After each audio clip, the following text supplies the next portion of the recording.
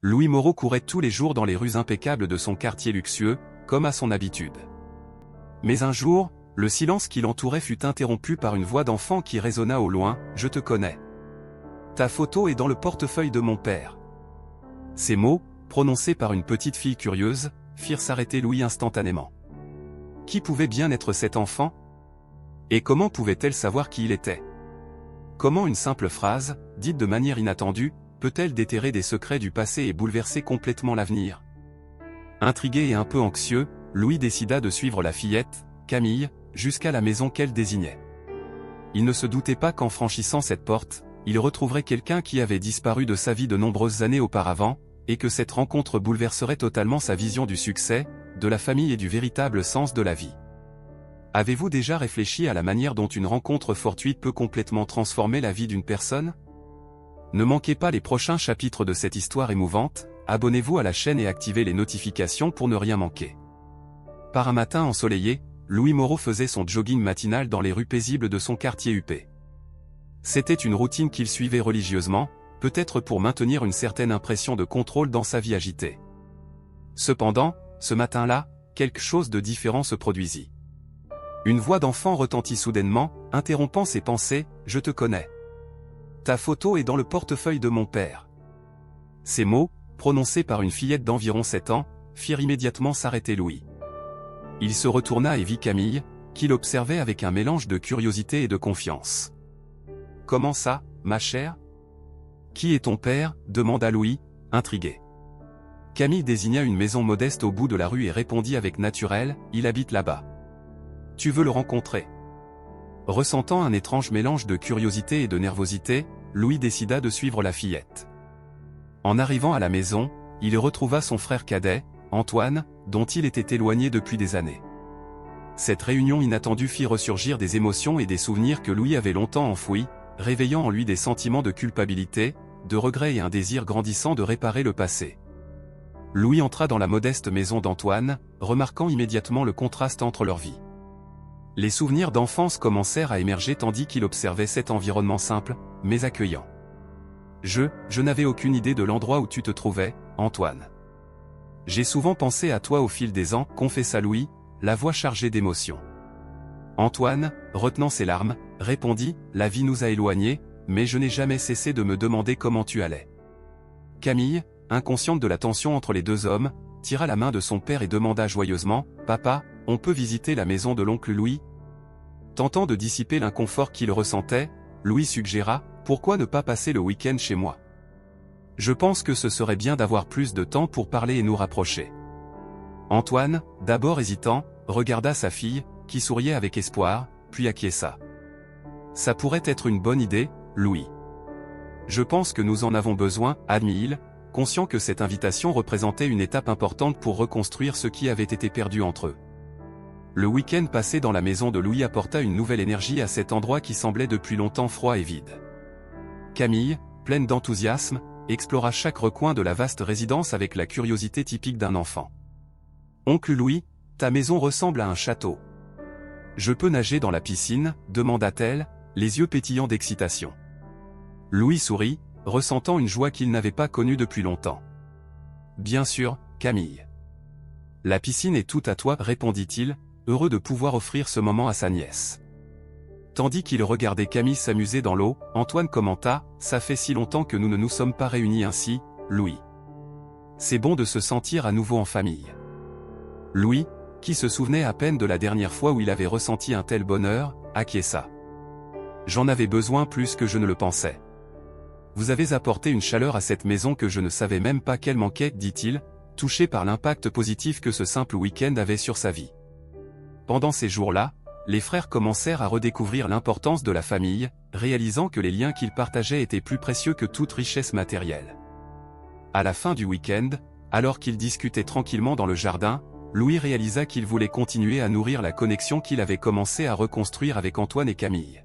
« Antoine, j'y ai réfléchi, et si nous revitalisions le centre communautaire de ton quartier? Nous pourrions travailler ensemble là-dessus, ce serait notre projet, suggéra Louis, cherchant à combler le vide qui l'accompagnait depuis des années. Antoine, surpris par la proposition, regarda son frère avec un mélange de scepticisme et d'espoir. Louis, tu es sérieux? Ce serait un engagement important, dit-il, réfléchissant à l'idée. Louis, déterminé, répondit avec assurance, je suis très sérieux. Il ne s'agit pas seulement d'investir de l'argent, il s'agit de faire quelque chose de significatif, quelque chose qui nous rassemble et qui profite aussi à d'autres personnes. Nous pouvons transformer cet endroit et faire une différence dans la vie de nombreuses familles. Camille, qui écoutait attentivement la conversation, devint visiblement excitée. Je veux aider aussi. Faisons-le, papa, s'exclama-t-elle, pleine d'énergie. Antoine regarda sa fille, puis Louis, voyant la sincérité dans les yeux de son frère. Ça semble être une bonne idée, Louis.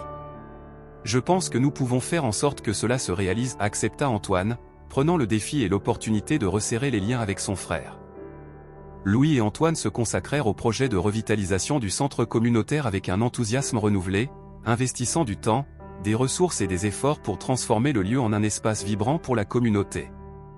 Ils mobilisèrent les résidents, organisèrent des travaux collectifs et recherchèrent des dons pour les rénovations nécessaires. Antoine, regarde comme le centre reprend vie, commenta Louis, alors qu'ils observaient les nouvelles couleurs des murs et la participation croissante des gens aux activités. Antoine, avec un sourire de satisfaction, répondit, nous n'aurions pas pu aller aussi loin sans ton aide, Louis. Voir la communauté se rassembler ainsi est inspirant. Le travail au centre ne se limitait pas seulement à l'amélioration physique de l'espace, c'était aussi une manière pour les frères de reconstruire le lien qui avait été affaibli par le temps et la distance. Nous faisons ici quelque chose de vraiment spécial, quelque chose qui fait une différence pour nous tous, dit Louis, fier de l'impact positif qu'ils avaient, tant sur la communauté que sur leur propre vie. Le partenariat entre eux s'épanouissait, et tout comme le centre communautaire, les liens familiaux se renforçaient chaque jour un peu plus. Avec le centre communautaire rénové et pleinement fonctionnel, Louis et Antoine se rapprochèrent comme jamais auparavant. Les souvenirs des moments difficiles commencèrent à être remplacés par de nouveaux moments de joie et de camaraderie, et la confiance entre eux grandissait jour après jour. Lors d'un déjeuner au centre, Antoine commenta, avec un ton de surprise, « Louis, je n'aurais jamais imaginé que nous redeviendrions si proches. Te voir ici, si impliqué et heureux, me rappelle les bons vieux temps. » Louis, souriant sincèrement, répondit, « Je pense que j'ai enfin trouvé ce que j'ai toujours cherché. Être ici, avec toi et Camille, me fait réaliser que la véritable richesse ne réside pas dans les biens matériels, mais dans les connexions que nous avons. » Antoine acquiesça, sentant qu'il surmontait enfin les barrières qui les séparaient. « Nous ne reconstruisons pas seulement ce centre, mais aussi notre famille, » dit Antoine, réfléchissant à l'importance des liens familiaux et de l'union. Le centre communautaire, autrefois en déclin, devenait désormais un symbole de la renaissance de la relation entre les frères, représentant un nouveau départ, tant pour eux que pour la communauté qui les entourait. Pendant le processus de revitalisation du centre, Louis commença à développer une relation spéciale avec Sophie, la directrice du centre communautaire. Sophie était une femme dévouée et passionnée par son travail, et cela n'échappa pas à Louis. « Sophie, j'admire beaucoup la passion que vous mettez dans tout ce que vous faites ici, » commenta Louis pendant une pause dans les activités. Sophie, surprise et reconnaissante, répondit avec un sourire, « Merci, Louis. Mais nous n'aurions rien pu faire de tout cela sans votre soutien et votre dévouement. » Au fil du temps, leur amitié commença à se transformer en quelque chose de plus. Un jour, après une longue réunion sur les prochaines étapes du projet, Louis se tourna vers Sophie et, avec une légère nervosité dans la voix, demanda, « Que diriez-vous de sortir dîner un de ces jours?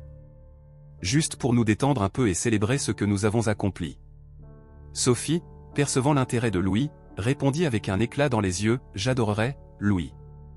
Je pense que nous méritons vraiment un peu de repos après tout ce travail. » Cette relation apporta une nouvelle dimension à la vie de Louis, qui trouva en Sophie non seulement une partenaire de travail, mais aussi quelqu'un avec qui il pourrait partager sa vie. 20 ans s'étaient écoulés depuis cette première rencontre avec Camille, et Louis, maintenant âgé de 65 ans, réfléchissait à l'impact profond que ce moment avait eu sur sa vie. Assis sur la véranda d'une maison modeste, il observait sa petite fille, Élise, jouant joyeusement dans le jardin, aux côtés de Sophie, sa compagne de vie. Sophie, qui aurait cru que cette simple rencontre avec Camille changerait autant nos vies, dit Louis en serrant tendrement sa main. Sophie, avec un regard tendre, répondit, ce fut le début de quelque chose de merveilleux, Louis. Tout ce que nous avons construit ensemble depuis ce moment en valait chaque effort. Louis, souriant, ressentait une profonde gratitude pour tout ce que la vie lui avait offert depuis lors. Il savait que les choix qu'il avait faits, en particulier la décision de se reconnecter avec sa famille, était ce qui avait vraiment donné un sens à sa vie.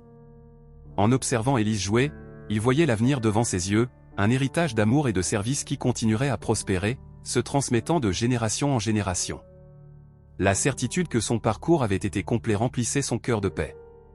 Assise sur les genoux de Louis, Élise, sa petite fille de 7 ans, le regarda avec des yeux curieux. « Papy, raconte encore l'histoire de comment tu as rencontré Tata Camille. » Louis sourit et commença à raconter, comme il le faisait toujours lorsque la petite le demandait. « C'était un dimanche matin, je courais comme d'habitude, et puis j'ai entendu une voix qui a changé ma vie. » En racontant l'histoire, Louis ressentait une vague d'émotion en se rappelant comment cette simple rencontre avait tout transformé dans sa vie.